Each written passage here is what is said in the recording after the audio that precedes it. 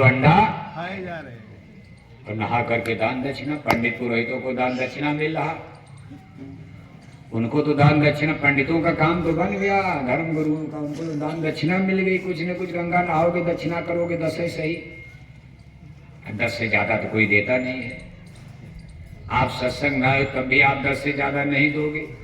10 10 10 और 10 के आगे बिल्कुल 500 की साड़ी पहन के आए तब भी 10, 5000 की साड़ी पहन के आओ तब भी 10, साइकिल से आए तब भी 10, मोटरसाइकिल से आए तब भी 10, 20 लाख की कार में चलने लगे लेकिन दक्षिणा 10। जैसे मालूम पड़ता कोई रेट बना दिया, कितनों महंगाई बढ़ जाए लेकिन दक्षिणा का रेट बढ़ने वाला, सेवा का रेट बढ़ रहा। 10 रुपया में तो कोई चीजें मिलने वाली, इस महंगाई मिलेगी। तो देखो उनका तो दक्षिणा मिलती रहती, और जो जजमान हैं, चेला लोग हैं, वो आकर के सीधे नरक जाएंगे। तिल भर मच्छी खाई के कोटि गऊ दे दान, काशी करवट ले मोए तऊ न नरक निदान। महापुरुषों की बाड़ी कि भगवान का कानून कितना कठोर बना। क्या आप अगर मानव जन्म पाकर के मांस खा रहे हो, शराब पी रहे हो, एक भी मछली का टुकड़ा पेट में चला गया, आप रोज रोज गंगा नहाते नहाते काशी बनारस में मर जाओ, तब भी मुक्ति नहीं मिलेगी। सीधे क्या होता है? नरक होता है। तो चेला जजमान तो नरक जा रहे, जाओ पंडित पुरोहित, उनको तो दक्षिणा गुरु लोगों को मिल ही रही। उन लोगों ने कहा भाई रविदास को काशी से भगाओ किसी तरह, तो संत झगड़ा उगड़ा नहीं करते। रविदास ने कहा बवंडर करने से क्या फायदा, झगड़ा हो जाएगा तमाम, हमारे भक्तों को लोग मारेंगे पीटेंगे।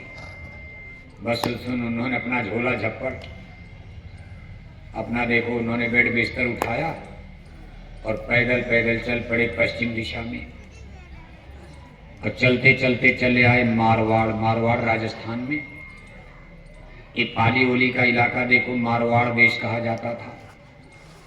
रविदास जी यहीं आकर के कहा भाई बहुत दूर निकल चलेंगे, जहां कम से कम हमारे ग्राहक को, यहाँ जब कोई सौदा लेने वाला नहीं, ये सब कांच और शीशे कूड़े कचड़े वाले लोग, हीरा की कदर क्या जाने। तो राजस्थान के मारवाड़ में आकर उन्होंने कुटिया बना लिया, अपना छोटा सा आश्रम बना लिया। चित्तौड़ की महारानी मीरा को जब पता चला कि गुरुदेव यहाँ आ गए, तब तो उनके लिए सुविधा। सच्ची बात तो है कि मीराबाई के लिए ही आए थे, और जब देखो चित्तौड़ में क्या हो रहा है, मीराबाई सत्संग में आना जाना शुरू कर दिया। चित्तौड़ के राणा थे उस समय राजा विक्रम, जिनको बाद में उनके एक सामंत बनवीर नाम ने कत्ल कर दिया था। और राणा उदय सिंह उस समय छोटे बच्चे थे।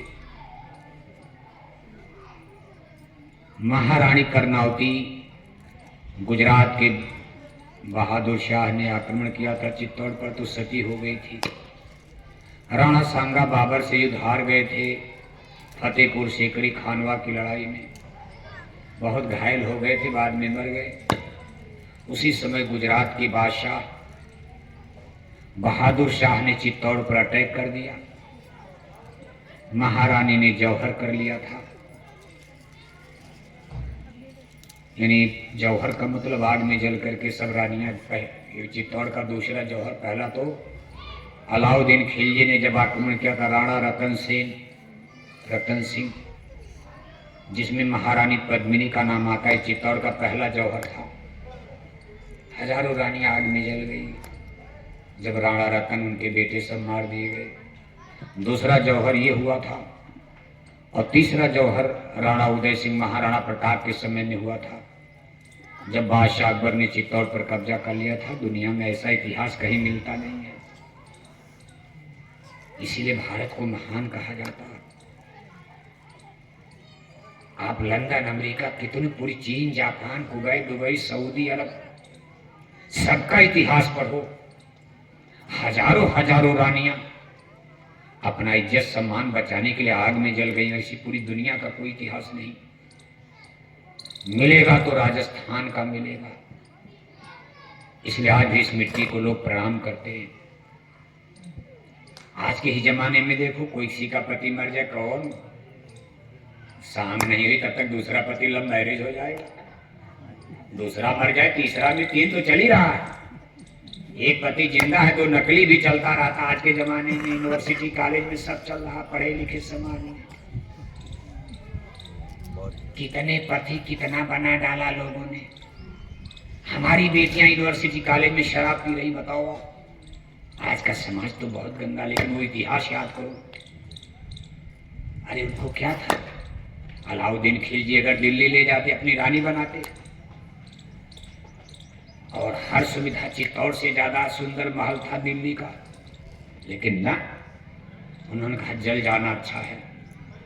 इन मुसलमानों के हाथ में अपना हम धर्म नहीं बेचेंगे, हम मर जाएंगे। आज के जमाने में कोई ऐसा सोचेगा? इन ये चित्तौड़, अब देखो राणा सांगा के मरने के बाद चित्तौड़ पर मुसीबत आ जाती। गुजरात बगल में है, बहादुर शाह वहां के राजा थे, उन्होंने चित्तौड़ पर अटैक कर दिया। बाबर ने राणा सांगा को हराया था आगरा के पास फतेहपुर सीकरी में, जब मौत हुई उनकी। बाबर के बेटे हुमायूं का दिल्ली में राज। महारानी करनावती ने हुमायूं को राखी भेज दिया, रक्षाबंधन राखी। राखी भेजने का मतलब हम आपको भाई मानते हैं, हम आपकी बहन हो गई, आप गुजरात के बहादुर शाह से हमारी रक्षा करो। हुमायूं ने स्वीकार कर लिया, लेकिन हुमायूं थोड़ा दूर थे, चले। उनके लोगों ने कहा भाई ये तो हमारे दुश्मन हैं। सम्राट आखिर बाबर तो उन्हीं से लड़े थे, चित्तौड़ हमारा दुश्मन है। हुमायूं ने कहा चाहे जो भी हो, लेकिन भाई जब बहन मान लिया तो चलो देखा जाए, या जो भी रहा हो। हुमायूं ने जानबूझकर किया, जैसे किया हो। आने में लेट हो गई और बहादुर शाह चित्तौड़ पर चढ़ गए। रानी ने अपनी हार देख लिया, उसके पहले कि भाई मैं बहादुर शाह के हाथ में लग जाऊं। ये लोग रानियों को लेकर के गुजरात जाना चाहते थे, उनको गिरफ्तार करके कुछ रानी बनाते, कुछ नौकरानी बनाते, जो भी करते। इन लोगों का संस्कार बड़ा गंदा था। रानी ने कहा इनके हाथ पड़ने से अच्छा है कि मर जाओ, और जौहर कर लिया था। और अपने छोटे पुत्र राणा उदय, उनके सबसे छोटे पुत्र राणा उदय सिंह बहुत बच्चे थे, उन्होंने पन्ना ढाई को दे दिया था, जो उनकी नौकरानी थी। खैर बहादुर शाह ने जब सुना हुमायूं आ रहे हैं, भाग गए। चित्तौड़ तो बच गया, लेकिन रानी मर गई। रानी घबरा कर पहले ही जौहर कर लिया, और जब हुमायूं की बात आई कि हुमायूं दिन चल चुके हैं चित्तौड़ की रक्षा के लिए, तो बहादुर शाह घबरा करके भाग गए गुजरात। चित्तौड़ बच गया। उसमें राजा थे, राजा राणा विक्रम और राणा उदय सिंह, जो राणा संग्राम के सबसे छोटे राजकुमार थे। यदि छोटे बच्चे थे, पन्ना को सौंप दिया, रानी मर गई। नौकरानी को सौंप करके रानी मर गई।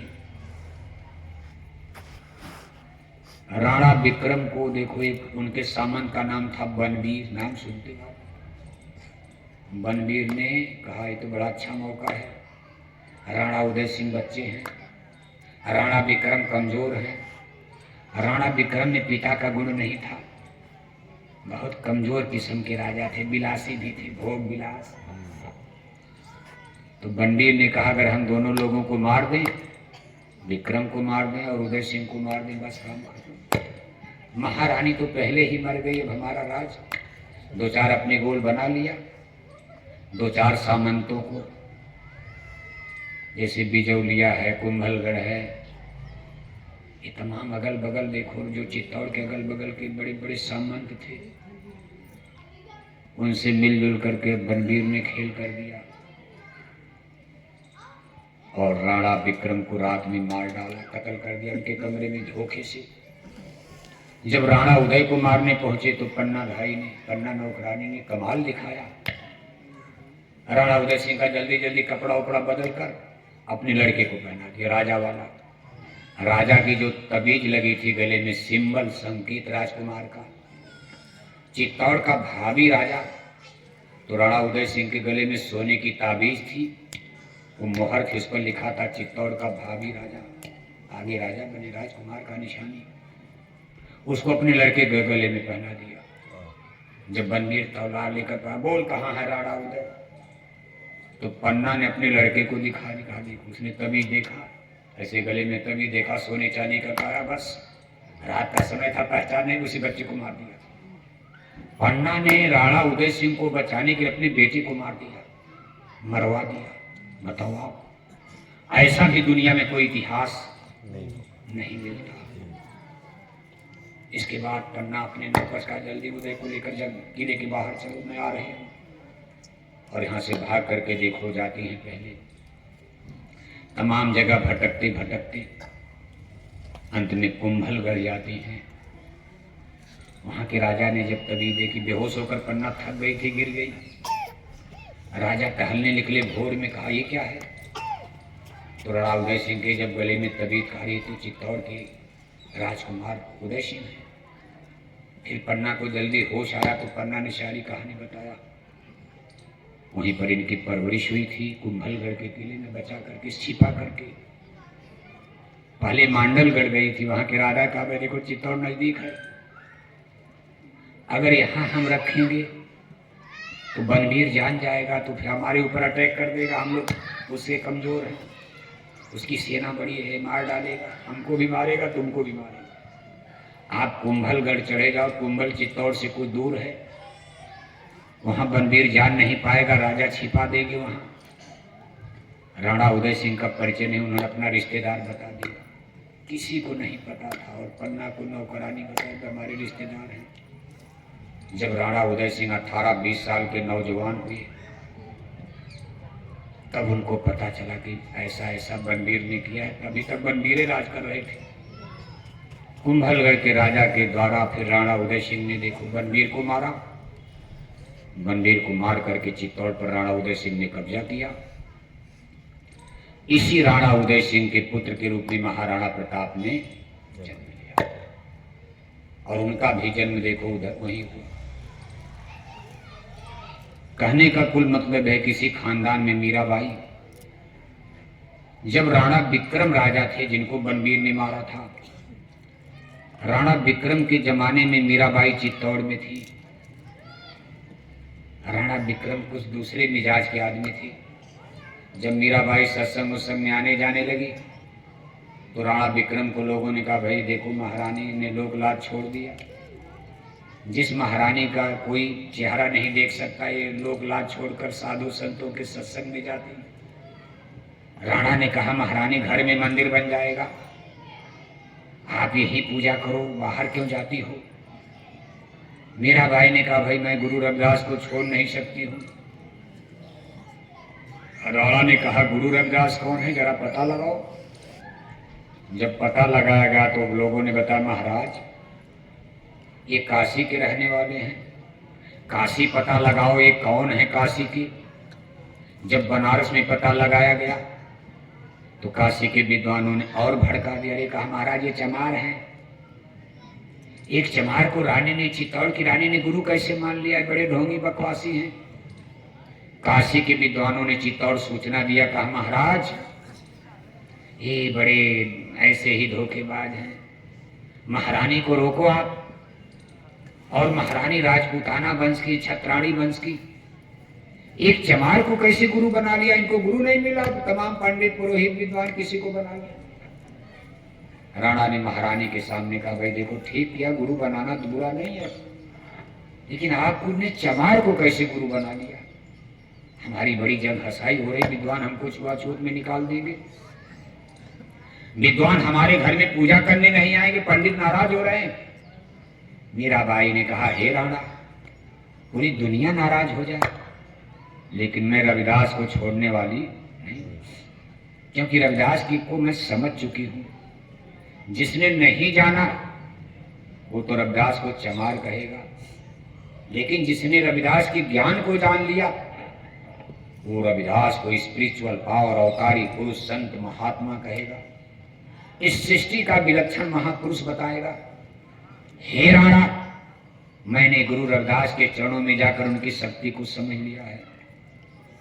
मैंने उनके ज्ञान को थोड़ा बहुत, पूरा तो नहीं अभी भी तो पढ़ रही है मीराबाई, तो ही शुरू का, लेकिन थोड़ा बहुत समझ लिया, मुझे पहचान हो गई है। राणा ने कहा कुछ नहीं, ये सब बकवास तुम्हारा भ्रम है। मीराबाई ने कहा जो इच्छा हो करो। कहा ना, छोड़ना पड़ेगा रविदास को, जाना मन, पहरा लगा दिया गया। फिर भी मीराबाई आना जाना नहीं। तो राणा ने कहा देखो भाई, अब मीराबाई को चित्तौड़ की प्रजा बहुत मानती थी। राणा लगे सोचने की ज्यादा सताया जाएगा तो जनता नाराज हो जाएगी, अगल बगल गांव गिराम की सारी जनता हमसे बगावत कर देगी। महारानी एक तो विधवा और दूसरे इतना राणा उनको क्यों सता रहे। इसलिए राणा ने देखो तरकीब निकाली, जहरीले सर्प, सांपों का, नागों का पिटारा बनाकर और महारानी के कमरे में उपहार कहा सोने चांदी हीरे के गहने हैं। अपने अधिकारी कर्मचारियों से कहा ले जाओ, रात में महारानी के कमरे में रख देना और कह देना कि आपके लिए राणा ने सोने चांदी हीरा का जेवरात गहना भेजा है। मीराबाई इसको खोलेंगी, जहरीले नाग नागिन काट लेंगे और इतने भयंकर जहरीले, जो सबसे संसार का भयंकर जहरीला नाग कि जिसके काटने के बाद डॉक्टर, अब जब मारना है तो डॉक्टर क्यों भेजा जाएगा। डॉक्टरों को पहले ही मना कर दे भाई थोड़ा देर कर देना। ले जा करके रख करके कहा भाई आपके लिए गहना है। मीराबाई ने खोल करके देखा सब सांप एकदम बेहोश पड़े, सब जमीन पर पड़े हैं। और मीराबाई बैठ गई भजन करने, सिमरन करने। राणा ने कहा भाई जाकर के देखो महारानी मर गई होगी, रात में ही निपटा दो, जनता में बता दिया जाएगा महारानी को सर्प ने डस लिया, मर गई, साफ दिखा दिया जाएगा। जब सिपाही गए, दरवाजा खोला और लौट करके कहे महाराज अरे सर्प तो सब खुद मरे पड़े हैं, सारे सर्प बेहोश पड़े हैं उनके कमरे में। और कहा महारानी, अरे कहा महारानी तो बैठ करके पूजा कर रही है, ऐसे आंख बंद करके ध्यान मग्न है। राणा ने कहा इन सर्पों का कोई असर नहीं। कहा महाराज जो भी हो सब सर्प ही बेहोश पड़े हैं। सर्पों हटाए गए। राणा ने अगली तरकीब सोची, कहा जहर ही दे दिए, सीधे मार डालो। कहा सांप पिटारा राणा भेजे, दिए मेड़कनी नेगलदार, जहर का प्याला राणा भेजे। हंस हंस मीरा कंठ लगाए। मीराबाई को कुछ बीमारी का बहाना डॉक्टर ने कर दिया, भाई इनको बीमारी है। पात जब पीली पड़ी रे, लोग कहें पिंड रोगा, छाड़े लाघन में किया रे, राम मिलन के रोग, बाबुल वैद बुलैया रे, पकड़ दिखाई महरी बाँ, मूर्ख वैद मरम ना जाने, करक कलेजे मारे। मीराबाई का शरीर दुबला हो रहा, क्यों? खाने पीने की कमी नहीं है, चित्तौड़ में क्या कमी है। लेकिन मीराबाई ने कहा भाई मेरे अंदर विरह की आग लग गई है, बेकल तड़पूं पिया तुम कारण, जागो रैन बिहानी, रैन दिना मोरे नींद न आवे, भावे अन्न न पानी। कहा मैं अपने पिया माने परमात्मा के लिए मैं बेचैन हूँ, कब मिलेंगे, कैसे मिलेंगे, कब। अब जिसको इतनी तरफ अन्न पानी अच्छा लगेगा, कभी थोड़ा खा लिया, कभी थोड़ा खा लिया, कभी थोड़ा, तो शरीर कमजोर। तो डॉक्टर को बुलाया, भाई देखो महारानी दुबली क्यों हो रही, कमजोर, मर तो नहीं जाएंगे, कोई बीमारी तो नहीं लग गई। मीराबाई कहती वैद्य ने नाड़ी पकड़ी। अब वैद्य को क्या पता मीराबाई को कौन बीमारी लगी, भक्तों को कौन बीमारी। कहा मूर्ख वैद्य मरम ना जाने, कर कलेजे में। और उस वैद्य ने बता दिया कि महारानी को हार्ट की बीमारी हो रही है, हार्ट। कहा भाई दवा दो। अब देखो यही दवा का बहाना बनाकर उनके कमरे में गिलास में भयंकर जहर घोलकर, इतना भयंकर जहर कि ओट से लगाओ मर जाएगा आदमी। कहा देखो वैद्य ने दवा आपको जड़ी बूटी दवा भेजा है, आप पी जाओ ठीक हो जाओ। मीराबाई ने उसको लेकर के अपने रात का समय है, सब लोग सो रहे और मीराबाई को मारने की योजना बना दिया राणा विक्रम ने। और ले जा करके दवा के बहाने जहर दे दिया। कहा हंस हंस मीरा कंठ लगाए। मीराबाई ने उस जहर को पी लिया था। बताया जाता जहर इतना भयंकर था कि मीराबाई बेहोश हो जाती तुरंत। मौत उनके सामने नाचने लगी। तब तक मीराबाई ने देखा कमरे में प्रकाश चमक हो गई, और जब कमरे में प्रकाश पुंज चमक जैसे बिजली एक बैग आ जाए, बल्ब जल जाए, मीराबाई को चेतना आ गई, होश आ गया। जब होश में आती हैं तो मीराबाई देख रहे हैं कि कमरे में गुरु रविदास मुस्कुराते बैठे हैं, मुस्कुरा रहे हैं। गुरु रविदास प्रकट हो गए कमरे में। इसको सदगुरु कहते हैं। चित्तौड़ के किले का घेरा पड़ा है, जगह जगह पहरेदार लगे हैं, लेकिन किसी को पता नहीं कमरे में रविदास जी प्रकट हो गए, भगवान प्रकट हो गए। मीराबाई ने चरण छू लिया। अरे कहा गुरु जी आप? कहा बच्ची, भक्त की रक्षा के लिए भगवान को कहीं भी जाना पड़ता। ये लोग तुमको मार डालना चाहते थे, आज ये जहर को मैंने ही पिया है, वरना ये जहर इतना खतरनाक था तू मर गई होती। संतों के ऊपर, महात्माओं के ऊपर जहर का क्या असर पड़ेगा? देखो सारे जहर का असर अपने ऊपर गुरु ने ले लिया। भक्त भी बच गए और भगवान तो बचे ही बचाए, गुरु तो बचे ही, चेला भी बचा दिया। बस मीराबाई ने उसी दिन निर्णय ले लिया था कि जिस महल में मेरे लिए मेरे गुरु को जहर पीना पड़ा, अब इस महल में मैं नहीं रहूंगी, चाहे कुछ भी हो जाए। सारा सुख, सारा वैभव, ये सारा किला महल सब बेकार है, वृथा है, एक दिन छूट जाएगा, मरना सबको है। चलो मैं आज ही छोड़ देती हूँ, मर करके तो सब छोड़ेंगे। कहा एक था राजा, एक था रानी, मर गए राजा, मर गए रानी, हो गई खत्म। कहा सब खत्म हो जाएगा। आज किला देखो चित्तौड़ का खंडार बना, आज जाओ तो सांप बिच्छू का अड्डा बना हुआ, कोई रहता न राजा का पता न रानी का पता। मीराबाई ने कहा ना, अब इसमें मैं नहीं रहूंगी, बहुत बड़ा पाप हो गया।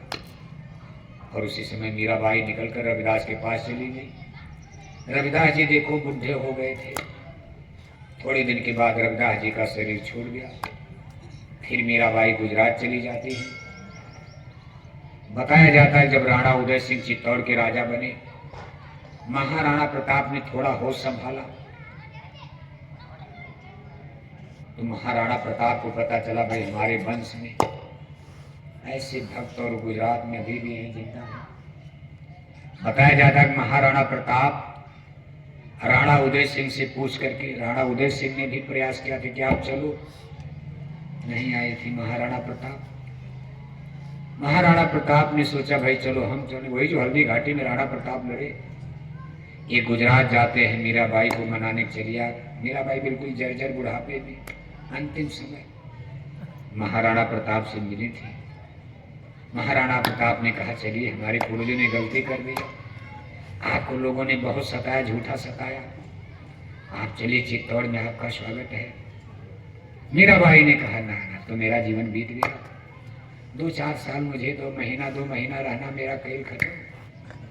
मुझे परमात्मा इतनी बड़ी चीज मिल गई, जहां भगवान मिल गया, क्या पाना, आप अपना राजपाट देखो।